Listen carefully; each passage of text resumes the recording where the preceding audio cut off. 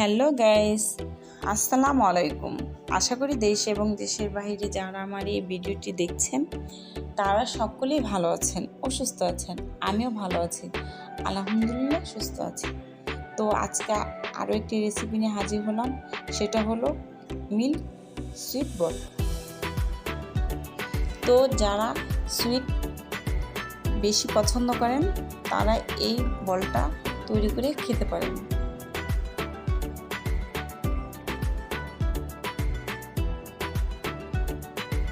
এখানে আমি সর্বপ্রথম 100 গ্রামের মতো পাউডার মিল্ক নিয়ে নিব।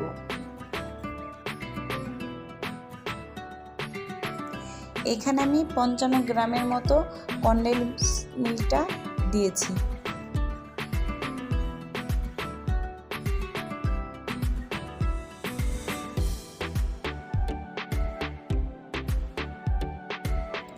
এখন আমি এই দুটাকে ভালোভাবে মাখিয়ে নিব।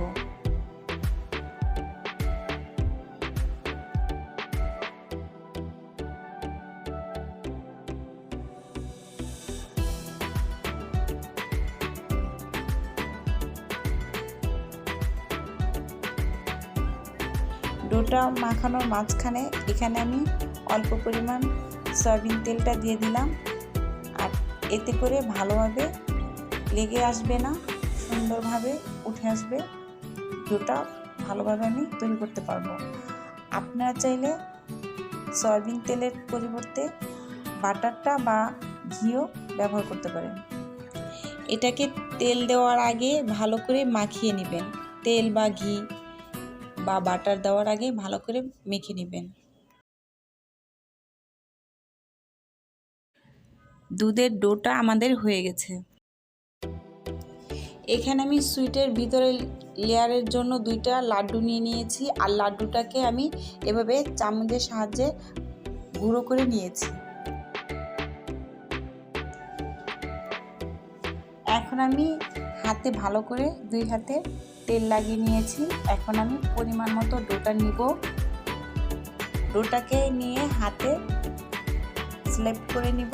স্ল্যাপ করে নিয়ে লাড্ডুর পুরটা এর ভিতরে পরিমাণ মতো দিয়ে দিব, বেশি দিব না, এতে করে বের হয়ে যাবে, লাড্ডুটা ভালো হবে না। এই টিপসটা আপনারা অবশ্যই ফলো করবেন, আর ফলো করে বানালে এভাবে সুন্দর মতো পারফেক্ট লাড্ডু বানাতে পারবেন।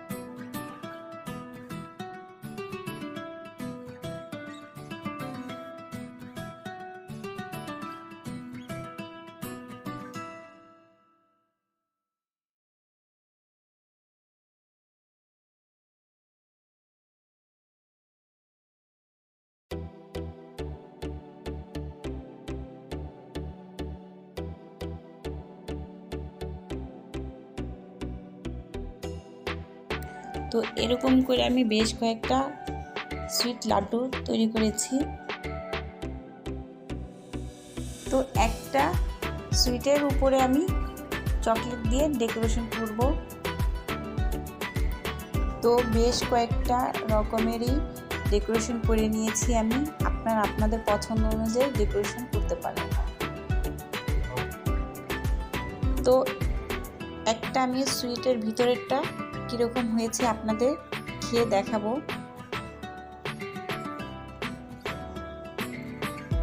তো দেখতেই পাচ্ছেন ভিতরটা কতটা সুন্দর হয়েছে। তো এভাবে আপনারা সুইট তৈরি করতে পারবেন। আর ভিডিওটি ভালো লাগলে ফ্রেন্ডস অ্যান্ড ফ্যামিলির সাথে শেয়ার করবেন। ভালো থাকবেন, সুস্থ থাকবেন আর আমার পরিবারের জন্য দোয়া করবেন।